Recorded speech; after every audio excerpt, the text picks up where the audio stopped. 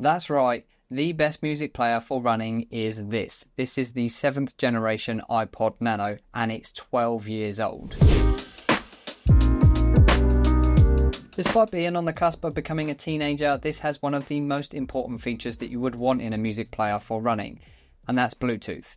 In fact, this iPod is the only iPod that has Bluetooth, bar the touch variant. I personally ran for years using an iPod Nano. In fact, it was this iPod Nano. This is the 2nd generation version, but it doesn't have Bluetooth. You don't need me to explain the convenience of Bluetooth headphones, and this one works perfectly with my 2nd generation AirPods. There is now a vibrant community of iPod modders that can add Bluetooth to other models, but if you want it to work straight out of the box, then you're going to need one of these. With all this talk about Bluetooth, I just want to let you know that it still has one of these headphone jacks, just like all of the other iPods, so don't panic. If you haven't done it already, stop. Before you start typing out, why don't you just run with your phone, let me explain why I personally don't like running with my phone. Going for a run is one of the few times in my life when I get to be without my device, and I like it. It's a chance to think and focus on just one thing. Aside from wanting to maintain a distraction-free experience, I actually think it's fairly impractical to use a phone when I run. I have an iPhone mini and it's still one of the smallest phones released in recent years, and it doesn't seem like it's going to come back anytime soon. But when you compare it to the iPod Nano, it's absolutely massive. The iPhone doesn't disappear in your pocket in quite the same way as the iPod does, and it is significantly heavier. This little thing weighs just 31 grams. When you're sliding that in your running shorts, you barely notice it. When you slide this 135 gram beast in there, it's really going to weigh them down. So, how practical is it to actually use an iPod in 2024? Honestly, it's pretty simple, assuming you've actually got a catalogue of music on your Mac or PC already. I am a Mac user, so all I need to do is plug in to my Mac using Lightning, the iPod, and it will pop straight up into the Finder. You can see it's going to pop up just here, and it will act exactly like it used to in iTunes. It's going to show me everything that's on it, and I can choose to add various things, including music, movies, TV shows, podcasts, and photos. You can also do audiobooks and a few other bits and pieces, but it's basically laid out exactly like it used to be in iTunes. The iPod that I've got here is 16 gigs, so that's going to be more than enough storage for a music collection that's going to see me through plenty of runs. The only thing is, the music that's on this iPod is kind of a capsule in time, because obviously it's when I used to purchase music rather than when I switched over to streaming services. That said, you can still actually buy music through the iTunes store. You just do it through the music application rather than iTunes. You will get somewhat bombarded by ads for Apple Music, but if you ignore those, you can buy albums and singles just like you used to. I just realised while editing this video, you can also still get the iTunes store as an app on your phone, so you can do your shopping there too, or use an iPad. Basically, there's still a bunch of ways to do it, but depending on what device you're on, depends on how you can access it. If you already pay for a streaming service like Spotify or Apple Music, and you want to use that on your iPod, well, you're going to be out of luck because there's no native applications or ways to get that music onto your iPod, even if you pay for offline streaming. There are several services that allow you to take that downloaded music from those streaming services and convert it into a file that will allow you to put it on the iPod, but this is pretty sketchy and something that I personally have not done. You do, of course, also have the option of using alternative music services which do allow download of the files. I personally use a service called Epidemic Sound for music for these videos. If you go to Epidemic Sound and download the music that you would normally for your videos, you can then move your files onto your iPod.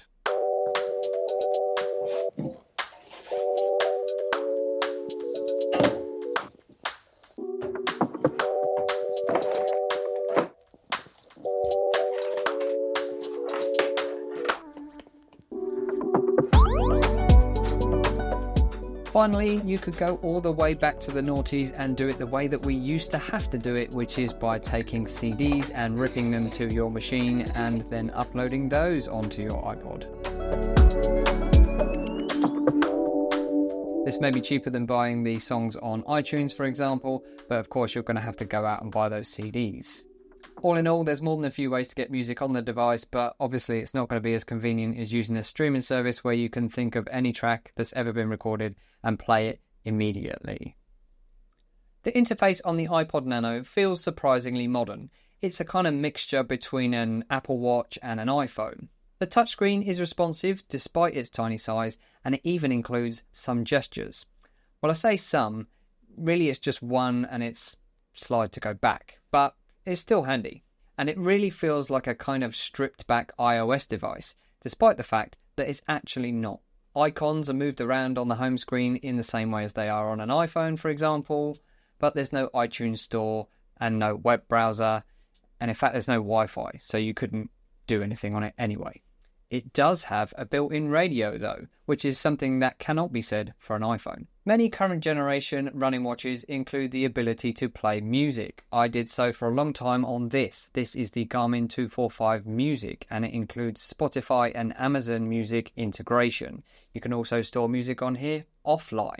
I used this particular watch for a long time with Spotify, and it kind of worked okay, but there were various challenges. And if you want to know more about that, then I will link the video up here where I talk about them. Long story short, the syncing was fairly inconsistent, and this would cause the downloads to time out because the watch has to go and verify that you still have an account in order to allow you to play them. I think it does this every 30 days, but either way, when the syncing wasn't working, they would time out, and inevitably it was pretty much always when you put the watch back on and you were about to go for a run. It also means that you have to maintain a subscription to those particular services, and not all watches cover all services, so if you want to change your service, then you might have to change your watch. The whole thing's a mess. Alternatively, you can on this and many other watches sync music directly just like you would on an iPod, but it tends to be the case that the watches have far less storage than the iPod does. So this particular watch has 4 gigabytes of storage, I believe. There have been newer watches that have the same as the iPod, and there's probably some that have more. Music playback on running watches does, however, significantly reduce the battery life on that device because you're doing two things at once. The GPS tracking is already battery heavy, and then you add to that the music playback, and in some cases, definitely in this more than 4-year-old watch, you will find that I can no longer run a marathon in this thing and have music playback because the battery life isn't good enough anymore. Another reason I've switched to a dedicated music player rather than using the inbuilt function on the running watches that I have is that the playback controls, quite frankly, they're atrocious. This on the Garmin, not so bad, mostly controlled by physical buttons, but you have to do multiple clicks to get to certain things like volume. But on something like the Coros devices, it's a horrible mixture of touchscreen and physical buttons. There's no way to customize it, and it doesn't do everything that you need it to do. On the iPod, however, you have both touchscreen controls and you have physical controls, and the physical controls can do everything. They can do play, pause, skip track, and volume. That's all you're going to need. It replicates what you can do basically on the screen. In fact, I don't even think you can do that on an iPhone with the physical buttons. You can do volume, but can you do play and pause and skip tracks? I don't think you can. Let me know in the comments if I'm wrong. From what I can tell though, it's pretty much volume up and down, and then everything else is on the touchscreen. I guess if you've got connected AirPods and you've got Pros or whatever, you can do some squeeze things, or mine have a tap thing, but again, that's pretty unreliable and I just switched it off. There might be more than a hint of nostalgia in using an iPod in 2024, but this isn't the iPod that I grew up with.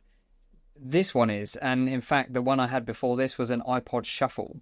I actually just think it's a really practical device when it comes to running. I've tried dedicated devices, integrated devices, and companion devices at different times over the 15 years that I've been running. I started running back in 2009 with this iPod. At the time, this was a music player that you could get an additional device to track running. And it was only steps, no GPS. You had a little thing that went in your shoe, and then it would count your steps and work out how far you'd run. Then I upgraded to an iPhone, and that added GPS and obviously still had music.